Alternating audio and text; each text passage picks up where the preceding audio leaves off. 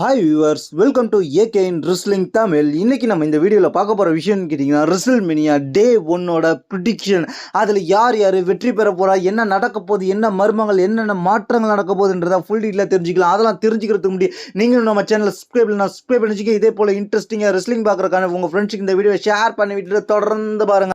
இந்த வீடியோவில் நம்ம ரெஸ்ல்மேனியா டே 1 ப்ரிடிக்ஷன் பார்க்க போகிறோம். டே 2 ப்ரிடிக்ஷன் நீங்கள் தெரிஞ்சுக்கணும்னு நினச்சிங்கன்னா நம்ம ஏகே இன் ரெஸ்லிங் தமிழ் 2.0 சேனலை ஃபாலோ பண்ணிச்சிங்க. அங்கே டே 2 ப்ரிடிக்ஷன் வரும். நம்ம டே 1 ஃபர்ஸ்ட் பார்க்கக்கூடிய மேட்ச்னு கேட்டிங்கன்னா, ஜாட் கேர்கில் வர்சஸ் நயோமி, இவங்க ரெண்டு பேருக்கும் நடக்க போகிற மேட்ச். இந்த match one of the best மேட்சாக இருக்க போது உமன்ஸ் டிவிஷனில். ஏன்னா ரெண்டுமே மேட்சும் பயங்கரமாக ப்ரோமோ பண்ணிட்டு இருக்காங்க. ஆனால் இந்த மேட்ச்சில் வின் பண்ண போகிறது யாருன்னு கேட்டிங்கன்னா ஜாட் கேர்கில். அதுக்காக நயோமி ஈஸியாக தோற்ற மாட்டாங்க. அடுத்ததாக பார்க்க போகிறது new day versus Viking Riders, இவங்க ரெண்டு பேருக்கும் டாக் டீம் சாம்பியன்ஷிப் மேட்ச்.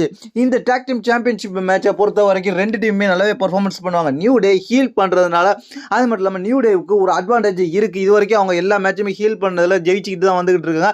அது மட்டும் இல்லாமல் இது ஒரு பெரிய மேட்ச். அவங்க இந்த மேட்ச்சில் வந்து ஜெயிச்சு சாம்பியன்ஷிப்பை எடுத்துகிட்டு போகிறதுக்கு அதிகபட்ச வாய்ப்பு இருக்குது. இந்த மேட்சை பொறுத்த வரைக்கும் நியூ டேவுக்கு தான் அட்வான்டேஜ் அதிகமாக இருக்குது. நம்ம அடுத்த பார்க்க போகிற மேட்ச்னு கேட்டிங்கன்னா, ரே மிஸ்டீரியோ வர்சஸ் எல் கிராண்டினோ அமெரிக்கா, இவங்க ரெண்டு பேருக்கும் நடக்க போகிற மேட்ச். இந்த மேட்ச்சில் பொறுத்த வரைக்கும் ரெண்டு பேருக்கும் நல்ல பர்ஃபார்மன்ஸ் பண்ண போகிறாங்க. ரெண்டு பேரோட ஸ்டண்ட்டும் மட்டும் நம்ம இந்த இடத்துல பார்க்க போகிறோம். ஆனால் இந்த மேட்ச்சில் அட்வான்டேஜாக யாருக்கு இருக்குன்னு கேட்டிங்கன்னா சாட் கேபிளுக்கு. ஏன் சாட் கேபிளுக்கு அட்வான்டேஜ்னு கேட்டிங்கன்னா, அமெரிக்கனோன்ற கேரக்டரில் இருக்கிறதுனால அமெரிக்காவா வர்சஸ் மெக்சிகோன்ற மாதிரி இந்த ஸ்டோரி லைன் கொண்டு போயிருக்காங்க. அதனால் இந்த மேட்ச்சில் வந்து சாட் கேபிளுக்கு ஒரு பெர்சன்டேஜ் அதிகமான வாய்ப்பு இருக்குது. இருந்தாலும் ரே மிஸ்டீரியோட லாஸ்ட் ரெஸ்ல்மேனியான்றதால அவருக்கும் ஜெயிக்கிறதுக்கு வாய்ப்பு இருக்குது. 50-50% வாய்ப்பு இருக்குது ரெண்டு பேருக்கும்.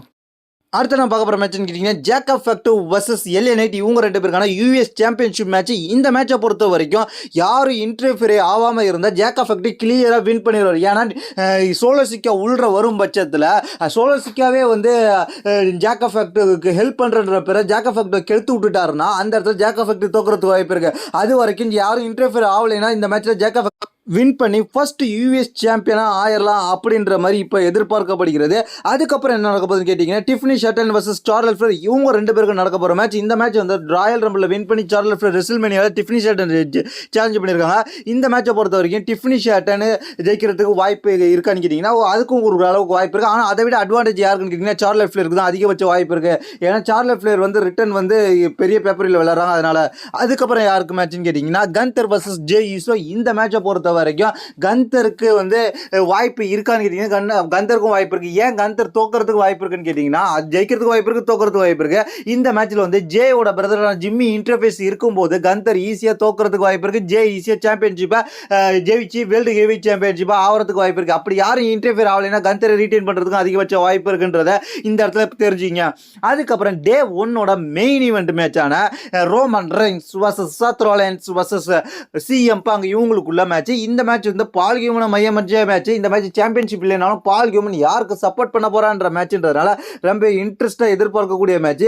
என்ன பொறுத்த வரைக்கும் இந்த மேட்ச்சில் வந்து பலவிதமான ப்ரிடிக்ஷன் போயிட்டு இருந்தாலும் இந்த மேட்ச்சில் வந்து இன்னொரு சர்ப்ரைஸ் ப்ரிடிக்ஷன் என்னன்னு கேட்டிங்கன்னா, இந்த மேட்ச்சில் வந்து ஒரு பக்கம் வந்து செத் ரோலின்ஸ் ஜெயிக்கிறதுக்கு வாய்ப்பு இருக்குன்ற மாதிரி சொல்லப்படுகிறது.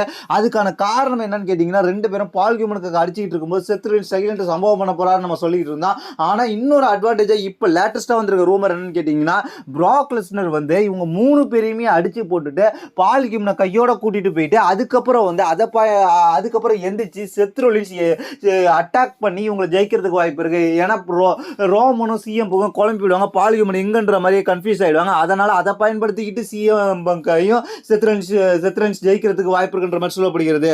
அது மட்டும் இல்லாமல் பிராக் வரப்போறாருன்ற ரூமரும் இப்போ வந்துகிட்டு இருக்கு. அதனால இந்த மெயின் ஈவெண்ட் மேட்ச் ரொம்ப இன்ட்ரெஸ்டா ஆயிட்டு இருக்கு. இதை பத்தி நம்ம வந்து எதிர்பார்த்து காத்துக்கிட்டு இருக்கிறோம். இந்த மேட்ச் எப்படி நடக்க போகுதுன்றது. இதுதான் இந்த ரெஸ்ல்மேனியா டே 1 நடக்க போகுது. இதை பற்றி உங்களுடைய கருத்து என்னது கீழே உள்ள கமெண்ட்ஸ் பண்ணுங்க. தேங்க்ஸ் ஃபார் வாட்சிங்.